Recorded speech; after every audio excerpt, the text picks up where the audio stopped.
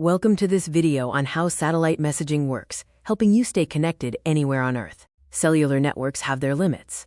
In many remote areas of the world, there simply are no cell towers to provide service.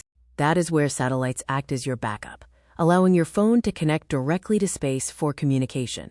Step 1. Your phone sends a signal. To do this, you must point your device directly at the open sky. Step 2. The satellite catches that signal from your phone. Then, in Step 3, it relays that signal down to Earth. Step 4. The system delivers your message, ensuring it reaches emergency services or your family when you need it most. There is a difference between using your smartphone and a dedicated communicator, which is typically reserved for extreme expeditions.